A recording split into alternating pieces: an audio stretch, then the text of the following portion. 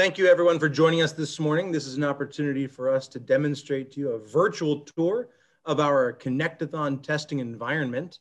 So welcome, if you're on our time zone, good morning. We are testing on the East Coast time zone here in the Gazelle world. So thank you for joining our conference this week. We hope everything has been awesome up to this point, and we hope this tour will give you a little bit more information about how you can get involved in the testing process here at the IHE USA Connectathon. So this is our guided tour. We have with us today many of our domain managers who are an active part of the testing environment. So we have Steve Moore, Lynn Fellhofer, Paul Sherman, and Michael Kerwan. They may be jumping in and out as they are also monitoring tests because the session is going on as we are doing this demonstration. So they may have to drop off or may lose them for a little bit during this tour. So again, thank you for joining us, and we'll go ahead and get started right away.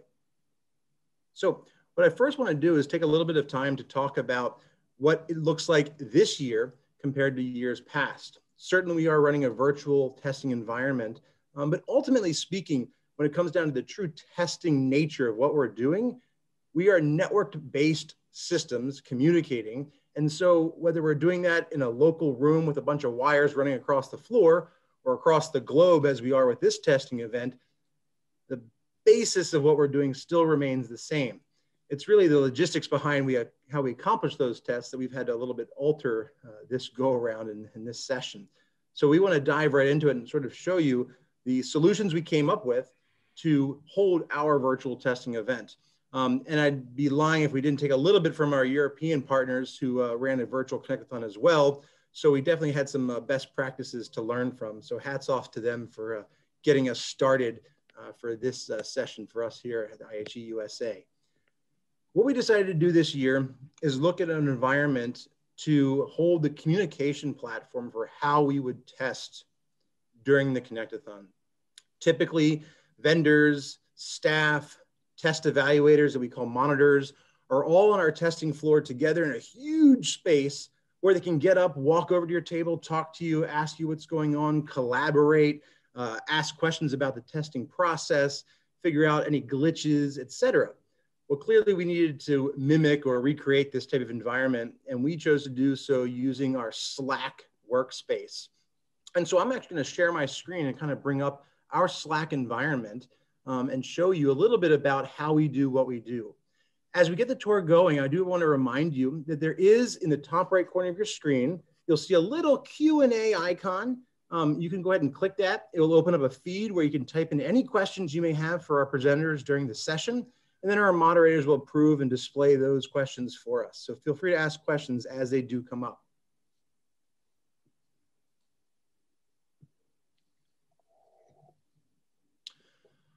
Okay, in a few moments, you should be able to see my Slack workspace here. This is sort of what is our main workspace for our vendors to kind of communicate, our staff to communicate, and our monitors to communicate. If you're familiar with Slack, you'll understand there's a number of channels that can be created and used, and you'll see that here on our left-hand side of our screen. We have some main channels that are our announcements channels where we can make wide announcements across the testing floor. In the past, we've used a big PA system to announce these things, and this kind of recreates that environment. So any major announcements we're able to make through our Slack channel here in our announcements section. We, of course, have some other private channels that are broken down for the management of the actual event itself, as you can kind of see over here. And then we've taken the opportunity to sort of create a naming convention in order to show different areas of our testing event. So for example, we do have a little bit of a break room for a social environment called the coffee room. We also included some pictures of previous Connectathons and such, as you can see me scrolling through here, just to create a little bit more of a social atmosphere. But then as we jump into it, we have channels dedicated just to our domains. And so each of our IHE domains, such as devices, ITI, patient care coordination, we've created domain channels where vendors and even monitors can come to ask questions specific to those domain profiles during the testing event. So this is very similar to walking up to one of our domain managers or another expert in this area and asking questions about different tests, how to complete a tests, et cetera, as well as some additional communication that might be specific or relevant just to that domain. As you continue down the list here, you'll see that we have channels named monitor. These are channels where our monitor volunteer experts, our subject matter experts in each of these areas are monitoring these channels to make sure that they can answer any questions for vendors or other monitors that might have questions relevant to sort of these areas.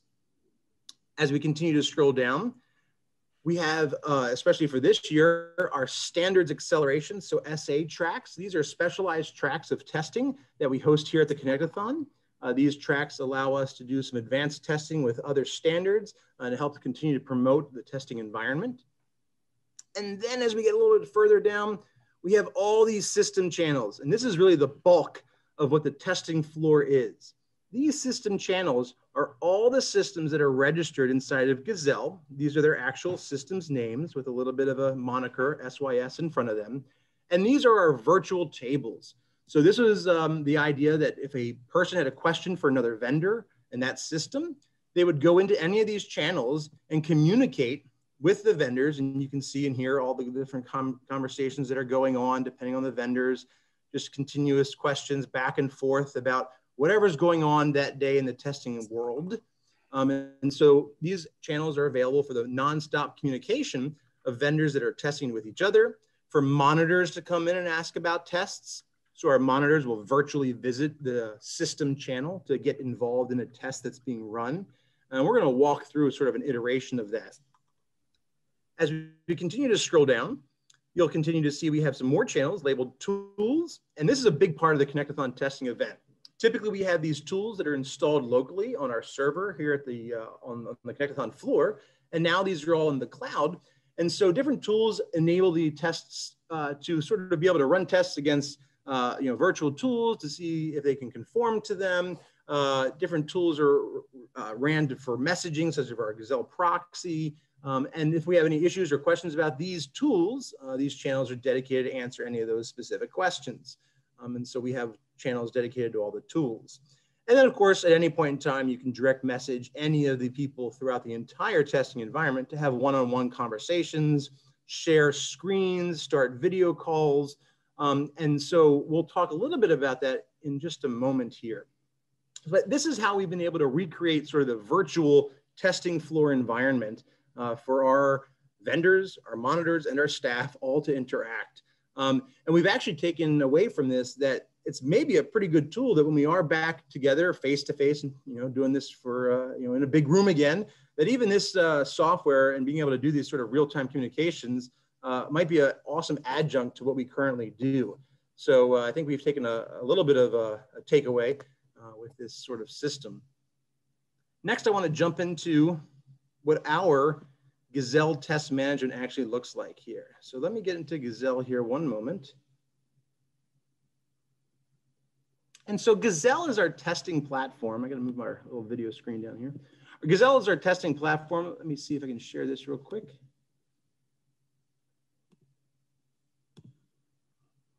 There we go. So Gazelle is our testing platform. With Gazelle, this is an online software system that allows us to run and manage the actual Connectathon tests themselves. We're going to go ahead and sign in here real quick. Now, once we sign into Gazelle, the main portion of everything we're doing happens up here in this Connectathon tab. So most of our vendors are spending a lot of time up here in this window. And if I drop down here to Connectathon itself, what you'll see is a number of systems and the testing profiles they've signed up to support, along with a lot of filters to find the exact test you're looking to do. And so anywhere on the left-hand side here, my filters, I can filter out by the system company that's available to test. I can find it by a specific test profile itself. These show how many available partners are in each of these profiles for us to test. And so, for example, one of our most basic tests we do, consistent time, if I go ahead and click on this integration profile, we'll see that most of our vendors are, of course, available to test this required test here in our environment. And so we can see all the different vendor systems on the left-hand side. And the big plus icon allows us to go ahead and begin a test instance to then work on those specific tests they're looking to check out. So the process we put into place would be a vendor is going to log into our page. They will begin a test instance, and then they would walk over to another vendor, the one they're interacting with during that test, by going to their system channel in Slack and saying, hi, I'm starting this test instance, or I'm looking to run this test. Are you able to support it? And the vendors have multiple workers that are on the channels helping out. And so someone might be specifically assigned to that test profile. They would respond, and they would then create their own private channel that they would then communicate back and forth about that test instance. We've asked them to name the channel, the name of the test instance that's going to be created, and I'll show you those here in just a moment. So these IDs over here, we've asked them to name their channels like TI-71470. And then anyone involved in that test in that private channel, such as our EHR Tiani Cisco or our Philips Health Suite, would be involved in that channel. They would communicate back and forth through the testing process. And when they were ready for that test to be evaluated by our awesome team of monitors, they would then go ahead and mark it up here. You'll see they say verified, to be verified, etc. There's an option that lets them say, hey, it's available to be verified now. And our monitor group can then see that in their work list. So in our monitor work list, these tests will now appear as needing to be verified, and they pop up and routinely come up and down as tests get verified. And their monitors on the right-hand side over here can claim the tests. And we have a bunch of monitors that are sort of aligned with different expertise areas. And so they're involved in certain tests. Not every monitor does every test. They'll claim our test, and then they'll reach out to the vendors that are listed for that test. So again, in this example, they would maybe go to the Epic or NextGen virtual table and say, hey, I'm monitoring your test. Can you add me to your Slack private channel? And then they would go ahead and begin to review all the test data that's involved in that test itself. Gazelle provides a lot of information on how to go through a test. So there's a lot of documentation that our domain managers have programmed into Gazelle that tells our monitors and our vendors how to complete these tests. And you'll see all these kind of things as this shows in this window here. It's a lot of information, but our guys are ready to do it. And so they work through the test together with the monitor and the vendor. At the end of that, the monitor will then mark the test successful as in verified, or maybe there's some little work they have to go back and fix up and then resubmit it to be verified again. After that process, it's marked as verified, vendors move on to the next test. And there are hundreds of these going on throughout the week.